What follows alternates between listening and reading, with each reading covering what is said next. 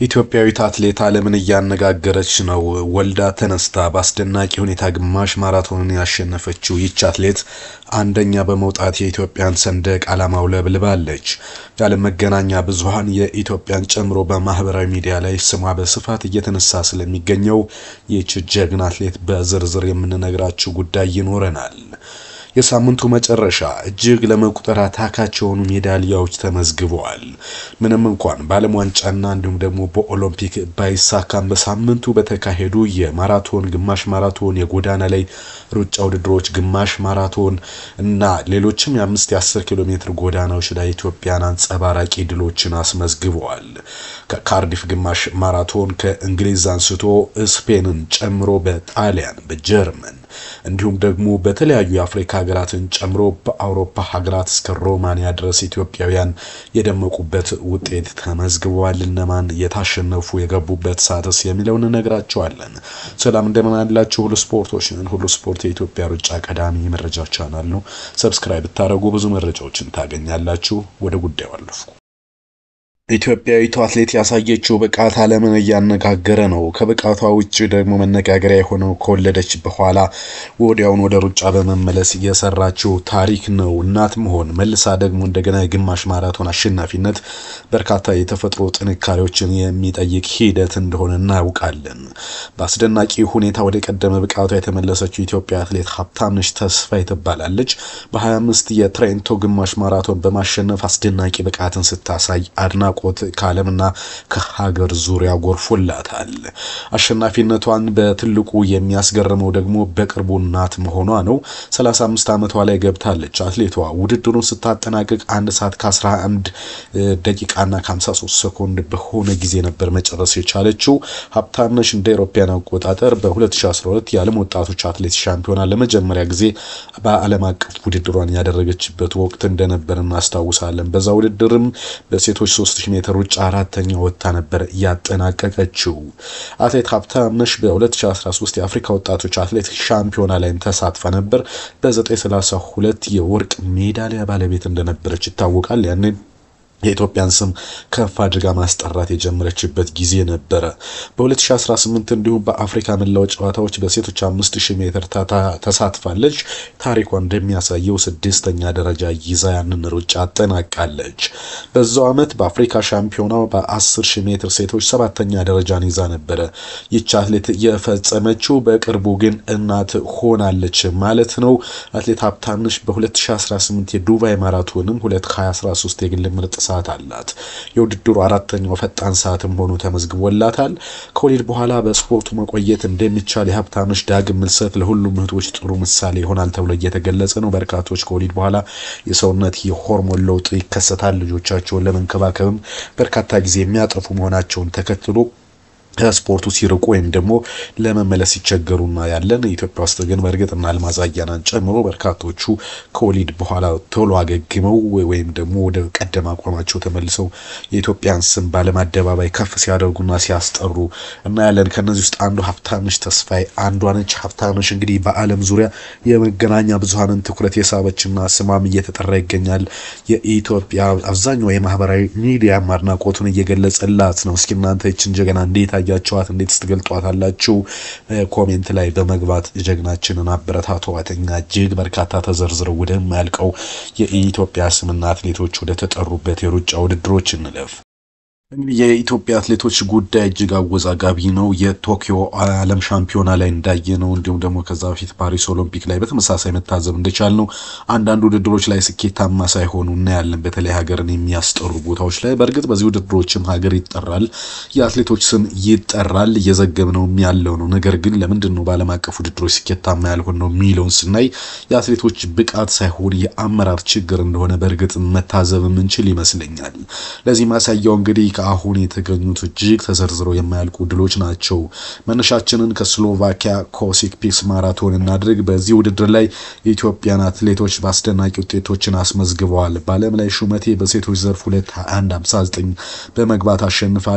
ካሳነች አየነው ደግሞ 2:22:06 በመግባት ተከታትለው መግባት ችላለች። በዚህ ውድድር ውስጥ ከተሳተፉ ኢትዮጵያ አትሌቶች አብዛኛው ጥሩ ደረጃን ይዘው ነው ያጠናቀቁት። አያንቱ ኩመላ 4ኛ ላይ በመውጣት ውድድሯን ስታጠናቀቅ አንድ ወርቅ አበርታ ደግሞ እንዲሁ 5ኛ ደረጃ በመያዝን ውድድራቸውን ማጠናቀቅ ችለዋል። እጅግ አስደናቂ ውጤቶች ናቸው የተመዘገቡበት በዚህ ውድድር ማለት ነው። ከዛ ውጭ እንዲሁም ደግሞ በጀርመንም ኢትዮጵያ አትሌቶች ውጤት ማስመዝገብ ችለዋል። ከዚህ ውስጥ ኮሎን ማራቶን ነው። በኮሎን ማራቶን 2025 ኢትዮጵያዊቷ አትሌት በዚህ ውድድር ማሸነፍ ችላለች። በወንዶች በርናባ ኪፕቶቺ ነው ያሸነፈው 2:06:53 በመግባት በሴቶች ግን ፋንቱ ሹጌ 2:29:12 በመግባት ኢትዮጵያን ስም ማስጠራት ችላለች።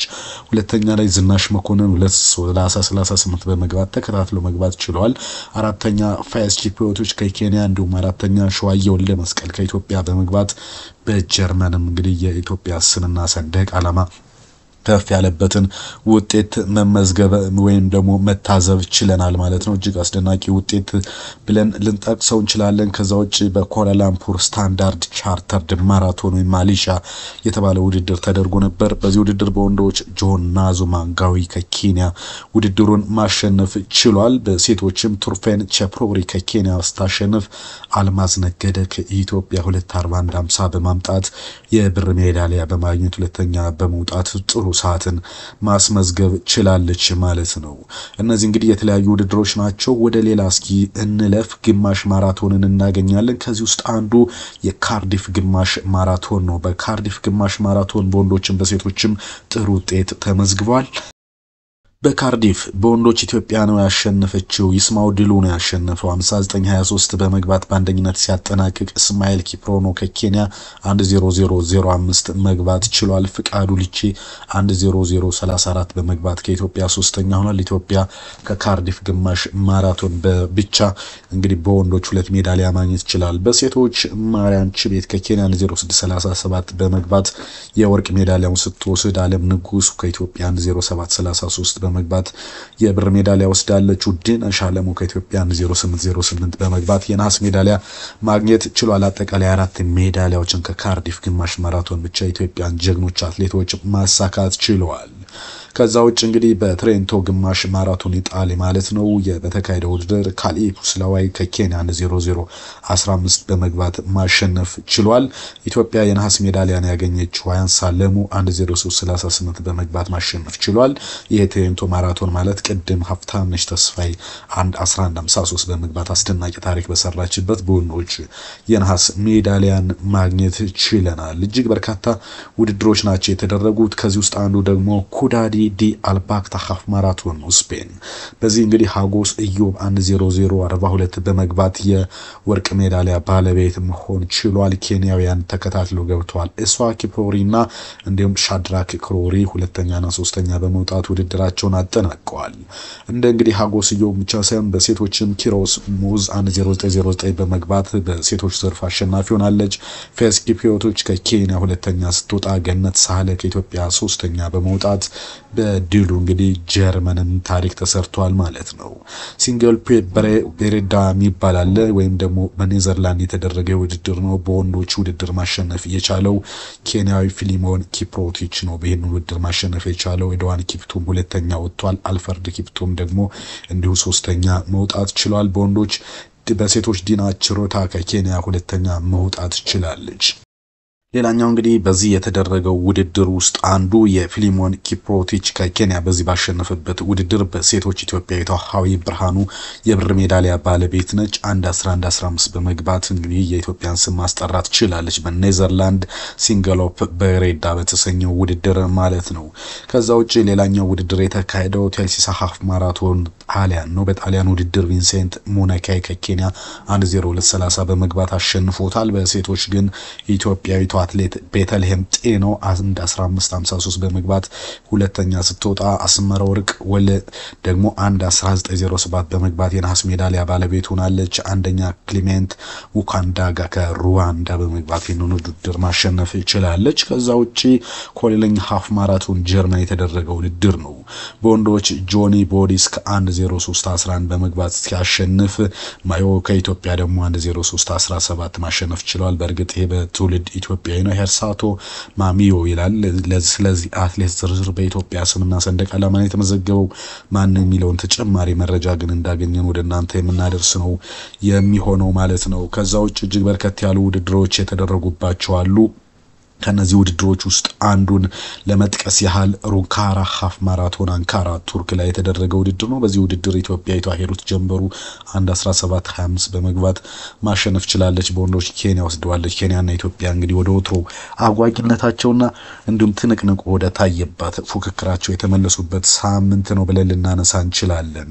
በ10 ኪሎ ሜትር ውድድር ደግሞ ካያሬ ቤጋ ከኢትዮጵያ 26:54 በመግባት ማሸነፍ ችሏል። ኮሶቮ ሮማኒያ የሩስቫሌ በ10 ኪሎ ሜትር ብራስቮ ይቅርታ ኮሶቮ ሳይሆን ብራስቮ በተደረገ ውድድር ነው። በዚህ ውድድር እንግዲህ ኢትዮጵያዊ የወርቅ ሜዳሊያውን መውሰድ ችሏል። ይሄ በጣም አስደናቂ ሊባል የሚችል ጉዳይ ነው። በሴቶች መዲና ኢሳ ነችን ውድድር ያሸነፈችው 30:28 ማለት ነው። መዲና ኢሳ ወደ ጥሩ ብቃቷ የተመለሰችበትን አጋጣሚም በዚህ ሩጫ መታደም ችለናል። እጅግ በርካታ ናቸው። ኢትዮጵያ በነገራችን ላይ የሳምንት ውድድር እንደነገርኳችሁ ነው። ከዛ ውጭ እንግዲህ ቪልጁፍ ኮርዳ 10 ኪሎ ሜትር ፈረንሳይ በዚህ ውድድር ላይ ቢቀለ ውዲና 31:32 በመግባት ማሸነፍ ችላለች። ከዛ ውጭ ስፓሮሜና 10 ኪሎ ሜትር በተባለ በጆሃንስበርግ በተደረገ ውድድርም ዲኒያ አበራ ከ33:41 በመግባት ከኢትዮጵያ ማሸነፍ ችሏል። በወንዶች ውድድር በይቅርታ የሴት ነች ዲኒያ አበራ በሴቶች ውድድር ማለት ነው። ከሰላም ገብሬም እንዲሁ አራተኛ በመውጣት ጥሩ ፉክክር በማድረግ የቡድን ስራን የተመለከትንበት ጊዜን ማሳለፍ ችሏል። አጠቃላይ ከአንካራም በዘለለ እንግዲህ ሞሬት ፌሮበርግ ስዊዘርላንድ የተደረገ ውድድርም ነበረ። በዚህ ውድድር ኢትዮጵያውያን አትሌቶች ማለት ነው በወንዶች 3ኛ ደረጃን በመያዝ አጠናቀቀዋል። አጠቃላይ ሳምንት ኢትዮጵያን አትሌቶች በወርቅ በብር በነሐስ የተንበሸበሹበትና እጅግ በርካታ ሜዳሊያዎች የተመዘገቡበት እንደሆነ ይታወቃል። ይሁንና እንደ ቶኪዮና እንደ ፓሪስ አይነት ውድድሮች ላይ ስንወዳደር ውጤት የራቀለ ምንድነው በግል አትሌቶች ይህን ወቃት ካላቸው የሀገር ሲሆን ችግሩ ምንድነው? እንደሚባለው እውነትስ የብር ስለሆነ ነው ወይስ ከዛ የሌለ ነገር አለው? ምክንያቱም እንደነዚህ አይነት ውድድሮች ላይም ብር አለው፣ ሽልማት አለው። የዓለም ሻምፒዮናም የቶኪዮ የአጠቃላይ የዚህ ኦሎምፒክ ላይም ነገር ግን የአመራርና አጠቃላይ የመምረጥ የስልጠና ችግር ሊሆን ይችላል የሚል ሐሳብ አለ። እናንተ ምን ትላላችሁ? አጋሩን። ለማንኛውም ያው ማበቃን። መልካም